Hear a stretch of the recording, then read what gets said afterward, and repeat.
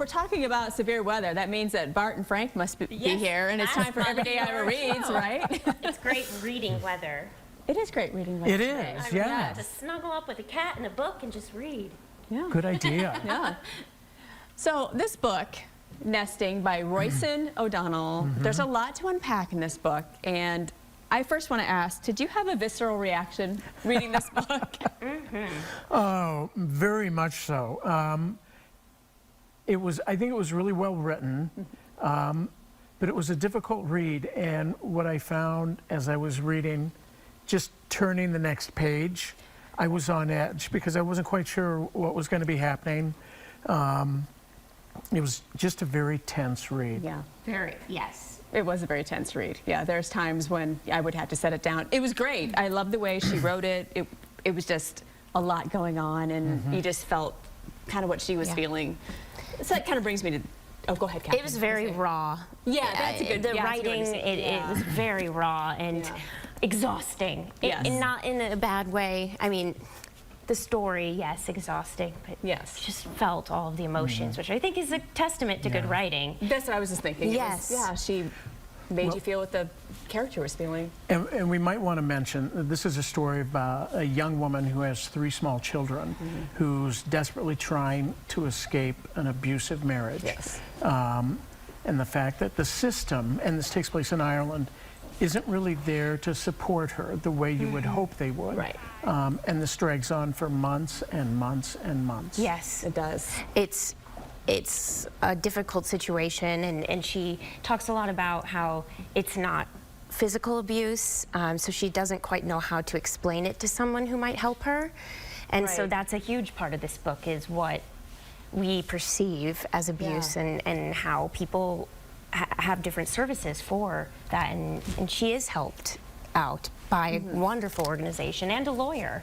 So, yeah. That's what I wanted to talk about too. Like, first of all, do you find it realistic? Yes, I found everything about this book realistic. And Kira, it looks like Ciara, but her name is Kira. It's Kira. It's Irish. Kira. Yeah. It felt realistic to me, and I don't really have any experience, and fortunately I don't know that I've known anyone who has ever been in that kind of situation.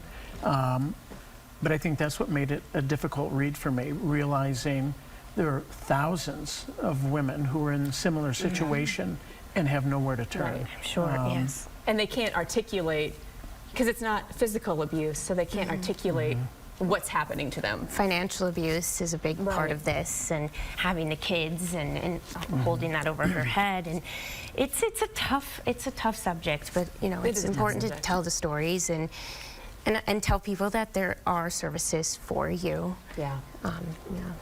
It's not easy though. No, are you done here? Yeah. Frank's done. Frank's done? Oh, Frank. You guys stay. This is all part of the plan. I want to talk about the differences in the families as well, because I have talked about Ryan's mother, who was just absolutely an enabler for his behavior, but then also Kira's family. I mean, they're just very different family dynamics. Absolutely, yes. Ryan is the husband, and Kira is the main character of this book. And her family is very loving, and you know, they don't have a lot of money, so they can't really help her out, and it contrasts with Ryan's family quite. Well, and I think her family wanted to be more supportive, but they live in England. Yes. And she's in Ireland. Not that far away, but she can't go. And we learned early on that she couldn't leave Ireland with her children to go visit her family because her husband wouldn't allow it. Right. So she was trapped in Ireland. Yeah. So I think the family wanted to be much more supportive than maybe it read in the book. But they were just literally separated and didn't have the resources to be able to fly back and forth to help her. I know, so close, but yeah, like the world away. Yeah. And his mother, I don't know that we really got much information about his father, but the mother was an enabler. Absolutely. Why not my Ryan Patrick? He would never. You're the villain, Kira. Everything he would say was gospel. And then the way she attacked Kira when they'd be on the phone or in person and belittle her. It just seemed like a horrific situation. Absolutely. Yes, it's a hard read. It's very frustrating. I want to real quick touch on the crow storyline. Yes, because there is a bird in this. I mean, it's called nesting, and you'd think, you know, pregnant nesting, but there also is a whole plot line about a crow.